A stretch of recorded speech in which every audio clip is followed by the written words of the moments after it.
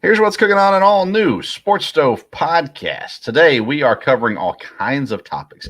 Major League Baseball, the NFL, and we're bringing on Ryan McCarthy from Belly Up Sports to talk NHL and a little New York football Giants. Nope, just kidding. New York football Jets. All that and more. That's what's cooking on today's Sports Stove podcast. From Belly Up Sports and the Belly Up Podcast Network, you're listening to the Sports Stove podcast with your host, Vince Stover. Hey, good looking, what you got cooking? How's about cooking something up with me?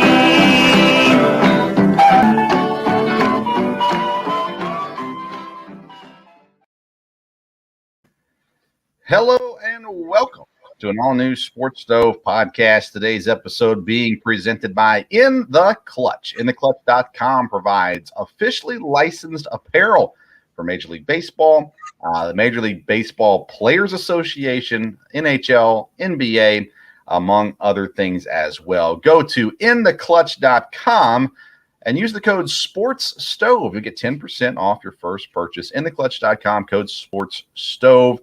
And this episode today is a special Memorial Day edition episode of the Sports Stove podcast. Joining me as he normally does is my dad, Dale Stover. Dad, welcome back. How are you? Good, doing good. Thanks for having me again. Looking forward to it. Yeah, it's going to be a long weekend, at least for most people, because of Memorial Day weekend. And me and my wife were just discussing, how do you talk about Memorial Day weekend? Can you say happy Memorial Day weekend, as the weekend is a solemn reminder of those who have given their lives in service of our country? And so we want to take a moment to remember or think about and speak on Memorial Day, as this episode is coming out Sunday, but of course to be listened to for anybody that wants to, at least on Memorial Day, give you something to listen to as well. But again, Memorial Day is a day where we take time to think about, to consider, to remember those who have given their lives for service of our country. And we say thank you to them, but we also say thank you to their family members as they have lost loved ones. And it is often not said enough. Thank you to the families of our servicemen and women. And so we want to say thank you to you all, wives, husbands, brothers, sisters, moms, dads, children, and others who have lost loved ones in service of the United States of America. And it seems like more and more often we have people griping and complaining about our country more so than celebrating the wonderfulness of it. And the reason why America is the greatest country in the world is because of those who not only give their lives, but even those who are willing to give their lives for our country. So again, as we will have different ways of taking in Memorial Day, many people have a wonderful time, spend time with family. It's kind of the opening of summer to some degree, a lot of time at the lake or the pool, around food, different things like that. May we all take a little bit of time to remember those who gave their lives and their family members who have lost loved ones as well. And again, we say thank you to all those willing to sacrifice of themselves so that we can celebrate the freedoms that we do have. And we'll talk more about that in a little bit.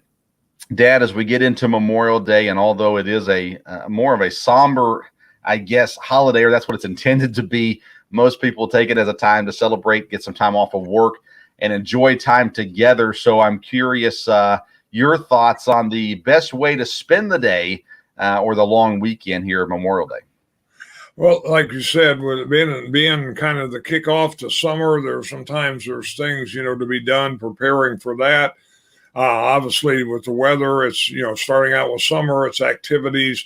Like you mentioned, a lot of people would go to the lake and things like that. You could do stuff outside, and a lot of family gatherings would be outside as compared to, some of the ones that take place in the winter. So I do think it's a time when people get together, and it's something that, is promoted ahead of time. Up here where I'm at, there's a lot of emphasis on that. I've seen, this week as I travel at work, I deliver, so I'm around a lot of places, and boy, a big show of flags and everything like that, even along the interstate and all along properties, have several little towns up here that have in their town, they post flags that have pictures of people that served in the military and gave their life.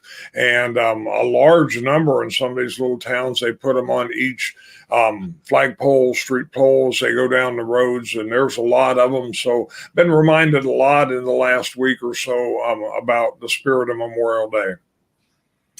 Yeah, we take the opportunity with time off work. We're going camping and spending some time enjoying the nice weather and enjoying lots of food, grilled meat, and things like that as well.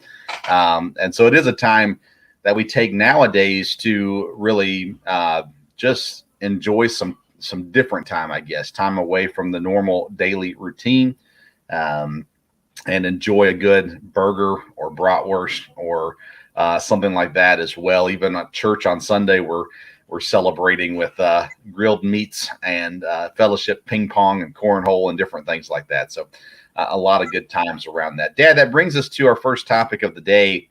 We're going to talk some Major League Baseball here. We will be joined here in a few minutes by Ryan McCarthy. He's the hockey head at Belly Up Sports. He also covers the New York Jets. And so we'll talk to him about those things. But baseball had some interesting news this week. Let's start with Tommy Pham and Jock Peterson. Following a game, there's reports that Tommy Pham had slapped Jock Peterson, and he's been suspended, I think, 3 games for it.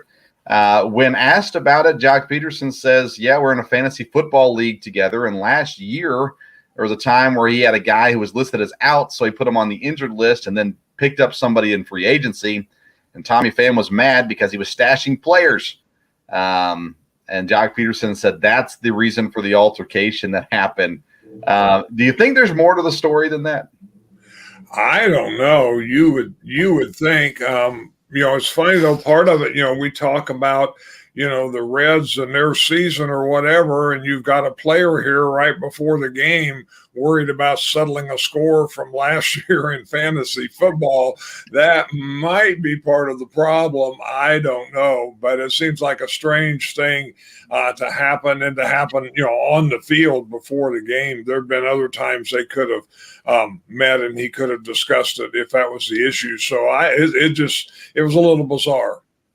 Bizarre is a great word for it. I messaged a fantasy baseball league that I'm in, and I said, guys, I hope you've seen this. Just remember, this is just a game. Let's not take it too seriously. But, interesting to say the least. And you're right, the Reds, they're at 15 wins now, which is more than I thought they'd win all season. But they are struggling. And you're right, I got a guy who's so concerned about a fantasy football issue from last year, and now how does that affect right now? I have no idea, but all well. They got that taken care of. Let's get a little bit more serious, though. Gabe Kaplers comes out. He's the manager of the San Francisco Giants, and he says he won't be coming out for the national anthem anymore until he starts to feel better about the direction of our country. Boy, I got lots of thoughts on this, Dad, but my first thought was we got too many people who are willing to stand and wait till they feel better about the country versus actually working to improve things in the country. And let's start with this angle. The NFL took a pretty big dip when they started doing things. Now, they knelt during the flag, during the national anthem, and that stirred up a lot of emotions and different things like that. Did it get the conversation going? Some people think yes, some people think no. It did start something, I suppose. Major League Baseball doesn't have the cushion that the NFL had when it comes to ratings and things like that. So I want to start from that angle. Gabe Kaplers not coming out for the national anthem. You assume others would follow suit. How does this affect Major League Baseball? Well, again, I think it'll have an effect on it, like you said, it did on the NFL, and a lot bigger effect on the NFL than, the media, tried to portray from there. And I think in baseball, if it gets to be a thing again where, that's something that people feel like they need to do, this one's a little bit different the way it's set up. But it'll be interesting if a lot of people, I would think you would learn the national anthem is not the problem. And, to say, well, it doesn't have anything to do with disrespecting the national anthem, that's not true, because that's what you're boycotting. And it will definitely have an effect. It will not be a positive effect on baseball if that gets to be the thing. There's some other issues to this I'm sure we'll talk about here in a few minutes as we go along. Yeah, I don't know how much I want to get into it. We try very hard on this show just to keep it sports. But I'm disappointed. The things that people choose to speak out about versus the things they choose to ignore. And obviously the shooting in Texas is a horrible, horrible event. And, it's innocent children, and just seemed to be absolutely no reason for the crime committed. How does boycotting the anthem, how does standing in the tunnel during the anthem change anything? And he says he's going to stay there until he feels better about the direction of the country. Well, what would make him feel better about the direction of the country? And it seems to me like we've gotten into this, it's all across America, not just in sports, but into this line. The line has been drawn now, and it has nothing to do with one singular issue. You have to pick your side, and you're not allowed to have opinions really anymore outside of, a side. You pick that side, and you got to be on that side for everything. And you get lumped into a certain category depending on what you say about certain issues. I'm trying to be careful and, again, not get too political on the program here, but I'm just disappointed. Sports has been a distraction, a positive distraction, I would say, for many times. But I think more important than a distraction, Dad, I think sports has been a unifier in the past, where everybody's been able to come together and treat each other well and have a good time together through sports. And now in the last several years, sports has become a dividing factor as well, because it's been politicized. And there's no way to get away from politics anymore. There's not that escape anymore. And all we're asking for is a couple hours of sports to help us just get a little peace, I guess, in our minds, a rest, a break from the chaos and the insanity of this world. And Dad, it seems like sports don't allow us to do that anymore. No, that's true. And again, I think, I'll be careful about what I say here. And, we don't want to get real political, but I think the issue you kind of really hit on it was, not coming out for the anthem. What is that going to do? I think if a person is going to boycott something or do something that, if they're really serious about it, they need to think, well, what, is this really going to make a difference? Is this going to make effect? Is it going to help the situation? And when he says, I'm going to do this until I feel better about the country, and he even said he felt like a coward because he didn't do something earlier, but yet he's not really saying what's he going to do? Like you said, well, until I feel better about the country, but he has at this point come out and said, well, the country needs to do this. And then, because again, what he says, there probably will be other complications. It will not be a simple thing from there. I think everyone agrees that this was a horrible thing, and everyone would like to stop these things from happening. But, like you said, people choose what they're for and what they're against. And, it's hard to be consistent with that. I know I think I read where he made the statement that, this is the only country that has mass shootings. Well, I don't know if he looks around or not, but other countries have the actual country themselves doing mass shootings. And what are we doing with that? So, it's hard to be consistent with that for any of us. We could tell people where we stand, but would we be totally consistent with it? It would be hard to. But yeah, I think you're right. Sports is a thing that can be a unifier. It can give us a little bit of a break. It can help there. And for people to try to make it something different. And like you said, it'll end up being very unsuccessful as far as the business side of it. And that's what drives a lot of sports. Yeah, I think one of the issues I have too is professional athletes and coaches have a platform. And I don't have a problem with them using their platform. But I think even what Steve Kerr did, and I don't agree with all that Steve Kerr said, but he used his platform. He was in front of a microphone and he used that. And that was the issue I had with Colin Kaepernick when he started kneeling was, you say you want to make a difference, but you have the microphone every day. Press conferences, you can call a press conference. You're an NFL quarterback and you have that platform. Why take the time on the field? That's when you're not speaking, you're sure you're making an action, you're saying something with your actions. But I feel like if you want to use your platform, you want to use the one with the microphone. And when it comes to that time frame of the game, let's be a unifier and not a divider. And and again, there's no way to discuss the political factors of this without offending people, and there's no way to do it without sounding insensitive sometimes. So we'll be careful with that as well. We truly do care, and thoughts, prayers to the families. We spent time praying for the families this week in Texas that lost loved ones, both children and adults, and just a hard time. So we continue to think that way, and we'll continue to see how things change over time between sports, coaches, athletes, and things like that, because we're seeing things change for sure on that. On a lighter note, the Dodgers announced this week that they are going to retire Gil Hodges' number 14 early in June. And of course, it's, my goodness, 40, 50 years after his death.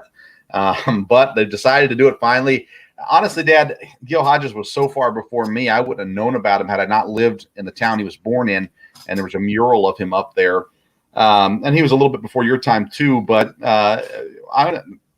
is it weird? I don't know. I just kind of found it was kind of odd timing to all of a sudden, not that it wasn't deserving, just odd timing to announce this retirement of the number 14 for Gil Hodges.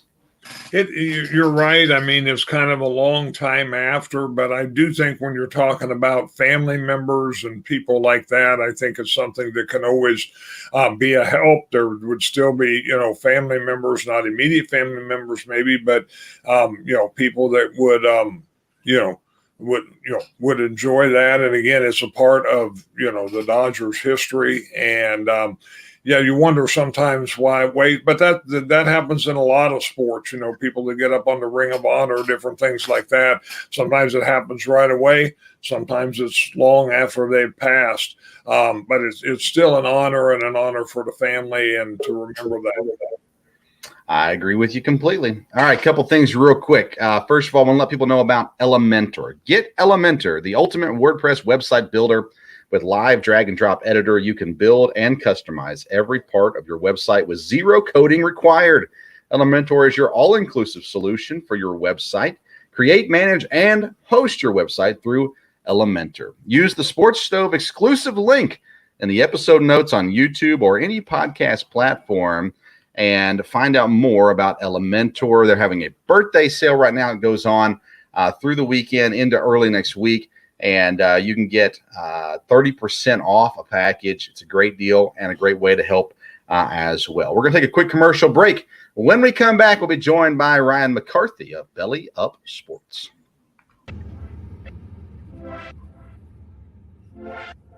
InTheClutch.com, the newest sponsors of the Sports Stove podcast, and we are excited to partner with InTheClutch.com. They have officially licensed apparel and accessories for your favorite sports teams and athletes. Use code SPORTSSTOVE and get 10% off your first purchase. You can find shirts like I Still Own You from Green Bay Packers. Are we talking about practice?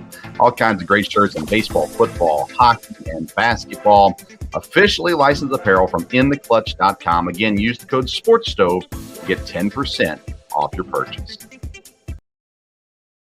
Welcome back into the Sports Stove podcast, and we are joined now by the ultra cool, the ultra slick, the one and only Ryan McCarthy from Belly Up Sports Hockey Department. He also has the podcast, No Credentials Required, and writes about the New York Jets. Ryan, welcome back to the program. How you doing? Oh, I'm sorry. I forgot. I wasn't on corner booth. I had to change my glasses. Hang on one second, guys. There we go. Much better. Are those your Yeats glasses? Those are my Yeats glasses. Yes. There You could definitely get them. You use. I think you get if you use promo code Belly Up, you get 20% off your order. So nice. Little promo there.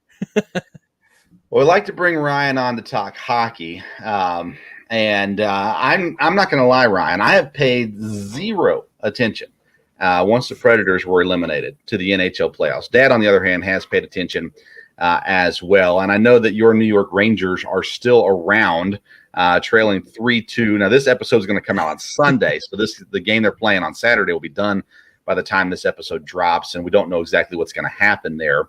But let's start with that Hurricanes and Rangers series. And what have you seen from it? Listen, I say I haven't paid any attention, but I have paid enough attention to know that these playoffs for the NHL have been phenomenal this year. Well, to correct you, I'm a New Jersey Devils fan. I'm sorry. That's okay. That's okay. But no, this entire playoff has been absolutely wonderful. If you're a hockey fan, even if you're a casual hockey fan, you have to tune in because there are some excellent hockey being played between the Rangers having that comeback in the first round, down 3-1. They come back to win that series. They're playing the Hurricanes, winning every single home game, but losing every away game. Excuse my cat as he comes in the background. And just Tampa Bay's dominance. Just Tampa Bay surprisingly dominant in the second round against Florida, the President's Cup winner. And just showing who they really truly are as Stanley Cup champions, defending Stanley Cup champion, 2-time Stanley Cup champion, I must say, back to back. This has been an awesome playoffs. And also, if you're a casual fan, you have to you must know about the name Connor McDavid. That kid is he's having the playoff of his life, and the Edmonton Oilers are now have advanced to the Western Conference Final.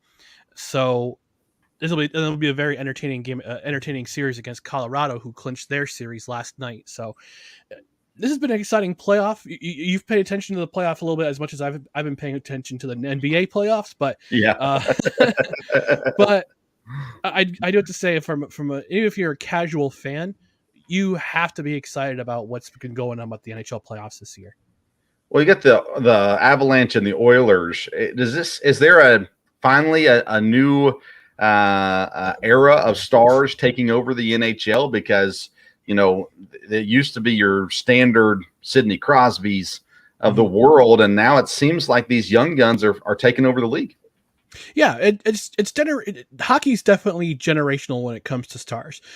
Sidney Crosby, from the 2000s up until he's still playing pretty strong game. He's still a pretty dominant force when it comes to players and also household names. But now you got in the Colorado Edmonton series, especially, you've got Nathan McKinnon, who was recently, and Gabriel Landeskog. They were recently in a Pepsi Zero commercial.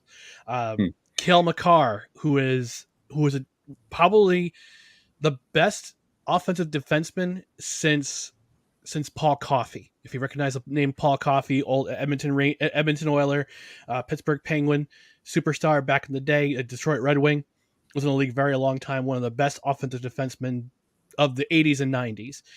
For Edmonton, you got Connor McDavid, you got Leon Draisaitl, who is the first German-born Hart Trophy winner. Hart Trophy or he's a scoring champion a couple of years ago. So it's just fun. It's gonna be a fun series. That's gonna be a fun series to watch. I will not be surprised if it goes between 6 and 7 games for this one. But I've had to be honest with you, I've had some money running on the Oilers. And if they win the Stanley Cup, I got a nice handsome payout. So I'm kind of rooting for them. But also there's that element of also a Canadian team not winning the Stanley Cup since 1993. It's almost 30 years since the Canadian team won the Stanley Cup. So a big narrative coming into this. And Edmonton, you could see a rematch of the Edmonton Oilers and Carolina Hurricanes from the 2006 Stanley Cup final if both teams advance to the Stanley Cup final. So if you're a casual hockey fan, or if you're not a hockey fan at all, if you want to know some of the names who are out there right now who are playing hockey, this series is definitely it. Who's going to win the Rangers Hurricane series? I think it's going 7. I think the Hurricanes are going to take it in 7, just because of the fact that Carolina is such a strong home team, but when they're outside of Raleigh, I don't know what happens if they drink the wrong water, if the Northeast is just a different animal when it comes to hockey. They just can't seem to win on the road, and they had their chance. They actually had their chance in Game 3 to win, but unfortunately, that the Rangers held them down. So, I think Carolina wins this series, but it'll take 7 games again. Now, I picked Tampa to go all the way once the playoffs started, and they're still in it. They swept, of course, the last series. You talked about them just a second ago. Does Tampa get to the finals, or does Carolina trip them up? Boy, that's a good question. I would have to say, just based on the fact that Carolina will have home ice if they do advance to the Eastern Conference Final, I think Carolina takes it. Now, bear in mind, when Tampa Bay has a lead, they don't let go. When they smell blood in the water, they're like a shark. They smell blood in the water. They're going to go after it. And this team is very reminiscent to my New Jersey Devils back in the mid '90s, early 2000s when they had the best goaltender in the league, the best defensive system in the league. Everybody was blocking shots, and they're a very opportunistic offense. So that's how Tampa Bay plays, and John Cooper is a very good head coach. John Cooper Esquire, because he was a lawyer before he went into coaching, before he became an NHL coach. But John Cooper is a very good head coach, and even with all the cap issues that the Lightning have had to overcome, players leaving because of cap issues, the players buy into his system because they know they can succeed. They can succeed in this system. And whether it's an opportunistic offense, you got different guys score. You don't have a dominant score on this team. You have every single line pitching in. When you have strong defense and you have arguably the best goaltender in the world in Andre Vasilevsky, this team is excellent. And I wouldn't be surprised if they go back to the Stanley Cup final. But just because of the fact that Carolina has that home ice advantage and they're so good at home, should they advance to the Eastern Conference Final, I'm gonna have to take Carolina in that series. All right. So then on the other end, now you've got money on Edmonton. So I don't know if you can be an unbiased thought on this, but Colorado had the better year, but not by a ton. No. And you mentioned the story behind Edmonton would be pretty neat as well. Mm-hmm. What do you think the chances are that one goes 7 games? Colorado, I think the chances are very good. It goes 7 games. And part of the reason why is because Colorado has just been so dominant. They basically led the Central Division from pillar to post the entire season. They almost wound up winning the President's Trophy. While on the other side, Edmonton's had to go through a lot of adversity. They had if I remember correctly, a 9-game winless skid in January, and that led to the firing of Dave Tippett. And they've had a lot to overcome. They almost fell out of the playoff race for a while, but they came back and they winning second place in the Pacific Division. Had to go through a 7-game series against a very, very young but a very surprisingly good Los Angeles Kings team. They went 7. They actually won the last 2 games to win the series. And then they had the Battle of Alberta against Calgary. A very good, very sound Calgary Flames team, and they want to take them in 5 games. They lose the first game 9-6. They lose 9-6 in that really wild game 1, but then they take the next 4 games, and it's just the one thing you got to watch out for with Edmonton. You cannot give either McDavid or Draisaitl a lot of open ice because they're so fast, they're so speedy. They'll absolutely take advantage of that open ice. and they're going to score goals in bunches. Now, the one player I gotta have my eye on is Zach Hyman, formerly of the Toronto Maple Leafs, came over to Edmonton this past season. He's been a clutch goal scorer. I think he scored a goal in all 5 games in that Calgary series. So he's a guy to watch for sure in terms of goal scoring. I think he's on the same line as Draisaitl and McDavid, if I'm not mistaken. But the one thing that's really been surprising ever since that game 1 against Calgary, their defense has been really, really solid, and they've been limiting chances. They've let some goals go through. Mike Smith is, he's getting up there in age. I think he's 41 at this point, 41 or 39, but still, that's a lot of experience to have on your side when it comes to playoff experience. And Mike Smith certainly has it in spades. So you got yourself a veteran goaltender. So I mean, biases aside, yes, this definitely can go 7. Either team could win and advance to the Stanley Cup final. I hope it's Edmonton. I won't be surprised if it's Colorado. Dad, hockey questions for Ryan. Yeah, I just got a couple. Tampa Bay, the long layoff. Is that a big deal in hockey? Will that be a positive or a negative? Well, it certainly wasn't a negative for Colorado when they swept. I'm sorry to say they swept Nashville. My condolences to your Nashville Predators. But they didn't have it. Didn't really matter in that series since they played St. Louis. They won in 6 games, but the first game they came out against St. Louis in the first period, it should have been 4-0. Because they were hitting goal posts. I think I've never seen this before. They hit both posts and the crossbar in the same period. It's never happened before in this Stanley Cup playoff game. They were only up 1-0 in that game. They should have been up 4-0 in that game. So they came out flying. I won't be surprised if Tampa Bay comes out flying, especially against 2 teams who may go 7 games in their first 2 series coming up to the finals. So regardless of whether or not the Hurricanes or Rangers advance, I think they come out flying because they're well rested. They had a pretty easy series against Florida. I was very shocked that this series, especially the last 2 games, were such an easy task for the Lightning.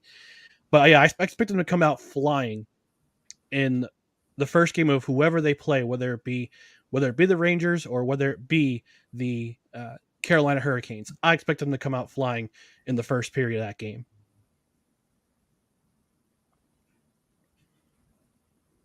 Oh, Dad, we got you on a delay. You might have to switch over. I'll take him off for a second. I'm gonna get him switched over to a different device to work on that delay. Ryan, as we're waiting for him to come back, and I've always said, and I feel embarrassed that I haven't been watching the playoffs, because I've always said NHL playoffs is the best playoff sport out there. Hockey and playoff time, it just doesn't get any better, especially you get to that third quarter within a goal, final 3 minutes of a game. It's just electric. And really the whole game, I think, is good. But playoff hockey, you come down to the end, I like it better than any close basketball game, than any final drive in the NFL, than any ninth inning of baseball. To me, NHL playoffs is top-notch.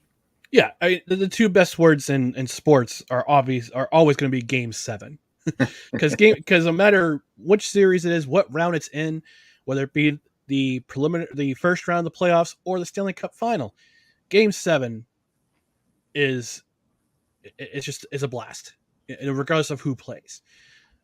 For my money, it's the Stanley Cup final. My ranking for playoffs is always going to be Stanley Cup playoffs, NFL playoffs, Major League Baseball playoffs, NBA playoffs, amongst the 4 major teams. That's from many years of watching hockey myself. The first time I ever watched playoff hockey was 1988 when I became a New Jersey Devils fan, because I watched them play for the first time in a playoff game and wound up going to the Eastern Conference Final. Actually, there was back then the Prince of Wales Conference Final, because back then it was like Wales and the Campbell conferences. But ever since then, I've had this affinity for just loving the Stanley Cup playoffs, because it's just so much fun to watch, and it's playoff hockey is amazing. I mean, great. That's when hockey gets most exciting for me, and for any fan out there. One of my favorite hockey moments that I was ever a part of and got to be there live for was me and Dad were at a Predators jersey game, and they had a guy get up. Nashville was well known for their pregame stuff and those kinds of things as well. But a guy got up dressed as Reverend Stanley Cup, and he preached a little sermon about the Devils, and it was a great time, a good time, and something I'll always remember. Dad, I think we got you back. What other questions do you have for Ryan? Good. I was going to ask, do you think Roman Yossi will win the Norris Trophy? He certainly has a chance. He certainly has a chance to. I mean, he certainly had a breakout season in terms of points and being one of the best defensemen in the NHL. I think he certainly has a chance. I just got to find out who were the other Norris Trophy candidates. Took me just a moment to bring that up, but yeah, the year he had was outstanding, and I think he had the most points as a defenseman for Nashville Predators in history, if I'm not mistaken. His game speaks for him. His game speaks for himself, and yeah, and Nashville couldn't have gone. I don't think they would have gone to the playoffs if they didn't have hadn't Roman Yossi as their main defensive catalyst, and also UC, having UC Saros as well. So, but yeah, I think Roman Yossi certainly has a chance to become to win the Norris Trophy.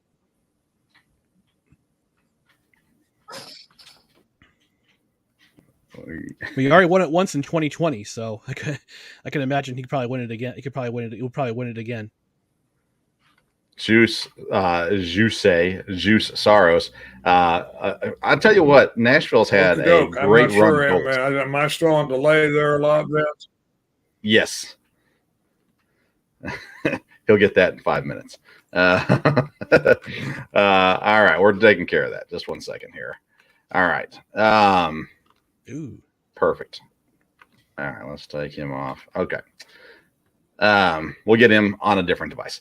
All right, Ryan, let's go away from football, because something else you do at Belly Up Sports is you cover the New York Jets. And I, for one, believe the Jets have had the best 2 years in the NFL draft of any team out there. But I want to start with the most important question, that's quarterback. Zach Wilson, drafted number 2 last year, had an okay year, got injured, different things happen. They've done things to help him, but it all comes back to that. Does Zach Wilson, is he the quarterback of the future for the Jets? I believe he is. And just based on the offseason, he took charge this offseason. He traveled around and to his different receivers. He trained with them away from the did some workouts away from One Jets Drive in Florham Park. He's participating in OTAs, and he's been doing a pretty bang up job there. So I think he realized his role this year is to become more of a leader. And from what Jets coaches, I believe Coach Robert Saleh has said, between what Mike LaFleur, his offensive coordinator, has said, he said, and some of the players too, they're noticing Zach Wilson is becoming more vocal as in the huddle. He's not. He knows the playbook. He's more familiar with the playbook. He's better at reading routes. He's better at his progressions, and they've noticed that he's become, again, more vocal as a leader in the locker room, and he realizes it too, that he has to step up this year. This year, it's his second year, and the success of the offense and with all the pieces they've added with Garrett Wilson and Bryce Hall, and signing those 2 tight ends and drafting a tight end as well, Jeremy Ruckert, and signing TJ Uzama and Tyler Conklin, he realizes he has to step up in his role. And that's why he's been so much more vocal in the locker room and the huddle, and the coaches are noticing that, and there's teammates noticing that. And I am so excited for this coming season to see how he'll he'll progress. I'm very excited to see how, and hopefully things work out with him. But he's got the quarterback room is awesome between him, Mike White, and Joe Flacco. They all love each other. They all get along. They all realize that if one guy falls, another guy's up to step up. Another guy comes in to step up. But I believe Zach Wilson will definitely be the leader of the quarterback of this team going forward. I think that next step starts this year. Now, I've heard different people's opinions on the receiver they drafted this year, Wilson from Ohio State. I like the pick. I had him ranked as my number one receiver going into this draft. So in my personal thoughts were they got the number one receiver. They got who was their first pick? Oh, the number one corner. Number one corner. Yep. They got the top 4 edge rusher and the number 1 running back. So that's a pretty solid first 4 picks of the draft this year to go with what they did last year, adding offensive linemen and a quarterback, receiver. Elijah Moore. I love Elijah Moore as well. Mm-hmm. So it seems like they're kind of putting those pieces together because I did not like their other receivers. I liked Elijah Moore. I'm very anti their other receivers. So as a Jets fan and someone who covers and pays attention to the team, if Zach Wilson is close to what they hope he would be, I mean, this offense should be pretty dynamic, right? Absolutely. And you have that 1A. The Jets drafted their 1A running back and Breece Hall. Breece Hall. When we were on the Belly Up NFL Draft special, the live stream, at first I was kind of confused because I thought it was kind of a luxury pick to pick Breece Hall and especially to trade up with him to get him. Yeah. But the more and more I watched his highlights and I watched the film of what's his name? But I watched his film and it just the speed, the agility, the catch passing ability in the backfield that Breece Hall adds to this offense is going to make this offense exponentially better. And he's going to be that between the tackles guy who could carry the ball multiple times. He'll get at least 20 to 25 touches per game between both rushes and receiving on the backfield. They'll also have Michael Carter in the backfield, who kind of had a breakout role last year before he got injured. Seems to be the problem with the Jets for the last couple of seasons. One guy breaks out, he gets injured, next guy comes in, and it's like, it's not as exciting. But Brian Baldinger, Baldy's breakdowns. So Baldy's breakdowns. If you watch Baldy's breakdowns of Breece Hall, he absolutely loves him. But yeah, I think with all the pieces that Joe Douglas between the draft and the free agency period, all those pieces with rookies and veterans coming in, this is going to be a very unique, dynamic offense. But the one position spot I'm looking most forward to is the offensive line. I am as a guy who used to play offensive line and defensive line, I am most excited to see this group because you'll have Laken Tomlinson at left guard. You'll have hopefully Mekhi Becton comes back. If not, you'll have George Fant. You'll have at center Connor McGovern, who'll probably be his last year here unless he decides to restructure his contract. Then you have on the right guard Elijah Vera Tucker, all rookie team. On the left tackle, you'll have probably George Fant and Max Mitchell switching around. So I'm most excited to see what this offensive line group can do, because if this line becomes what I believe it should be, you're going to see it'll probably be the best offensive line since the 2009-2010 era, the Rex Ryan era, when he had we had Nick Mangold, the Brickashaw Ferguson, all those guys just grind the ball in the ground in that ground and pound offense. And I'm just looking forward to see what that offensive line group can do. Yeah, I sit there and look at this team, and me and Dad are fans of the coaching staff, being that they're close friends or related to LaFleur at Green Bay. So we've kind of kept up with that a little bit as well. Carl Lawson, if he gets healthy and comes back, and you add Jermaine Johnson on the edge as a rookie, plus you got the guy last year, I always forget his name with the hyphenated last name, but another guy on the edge too. So plenty of weapons. Jonathan Franklin Myers. Yes, Franklin Myers. Thank you. Yeah, Yep. You got those three guys. So now you got depth at that position as well. Some good veteran guys in the middle. So the Jets should contend. I mean, you're talking about a Miami team. I don't trust Tua. So you got a Miami team that's kind of restocked this year. You've got Buffalo, who's very good, and you've got New England, who you assume is going to be competitive. We'll wait and see on that as well. Dad, any Jets questions for Ryan? Well, no, like I said, I think they had a great draft, and have done well in the offseason there. I think the biggest question really is Miami. Are they going to be a lot better also? I think, obviously, of course, anytime it's division games, teams are going to play hard, so you always have a chance to win those games, even with Buffalo. But I guess to me, the big question, and I'd be for the Jets, would be just, is Miami really, really improved? I'm not as negative about their quarterback as Vince is. I think he may be okay, but they've added a lot of other pieces too. So what do you think about that? I think the Dolphins are in a very similar situation as the Jets. That offense is going to go as far as their quarterback can take them. Zach Wilson in New York, Tua Tagovailoa in Miami. They're going to be as good as how Tua takes them.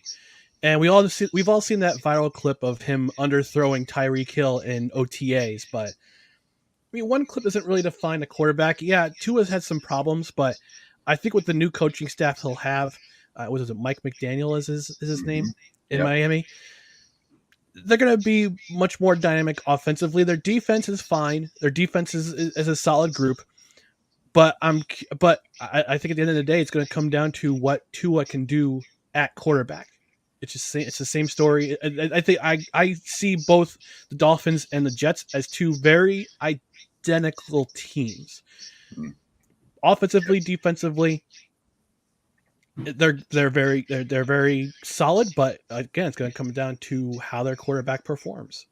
Mike McDaniel as well as Mike LaFleur, they know how to work with limitations at quarterback, being with Jimmy Garoppolo there in San Francisco. So we'll see how that turns out. Ryan, we're running up on time. So if you don't mind, share with the folks where they can follow you at and where they can find you on your show and other shows you're on. Yeah, my personal Twitter account and Instagram account is the same handle at WhoIsRyanMCC on for podcast, no credentials required on Twitter and again, same handle on Twitter and Instagram at NoCredsREQ, Facebook.com/NoCredsREQ, on YouTube. Just search No Credentials Required. And my intern, shout out to my intern Mason. He convinced me to start a TikTok account, so now we're on TikTok too. But no, well, we have some exciting things ahead now that I have some extra help. I'm planning some really cool things for July. Hopefully those things fall through. For June, I'm gonna work on getting a CFL preview, Canadian Football League preview, for every single CFL team. I've already got my Montreal Alouettes lined up. I just needed 8 more teams. I just need the 8 other teams, whether it be fans or podcasters from that side. So, but no credentials required. Check it out. I appreciate and also bellyupsports.com for written stuff. And hopefully we get things going with the Northern Elite Football League. We'll be doing, I know Vince and I will be doing play-by-play and studio stuff for that. So exciting stuff ahead with Belly Up Sports. Yeah, Ryan's all over Belly Up Sports, and like you just mentioned, we're part of the live sports coverage teams, and so calling football games and eventually basketball games and different things going on there as well. And Ryan, I sure hope I don't see any videos of you dancing on TikTok anytime too soon, but I doubt that. Thanks for joining us, Ryan. Unless it's the fat guy touchdown dance. No, you probably won't see me dancing. No dance challenges. Ryan, it's always a pleasure to have you on. Thanks for joining us today. Thank you, Stover family. Appreciate you. All right. Yes, sir.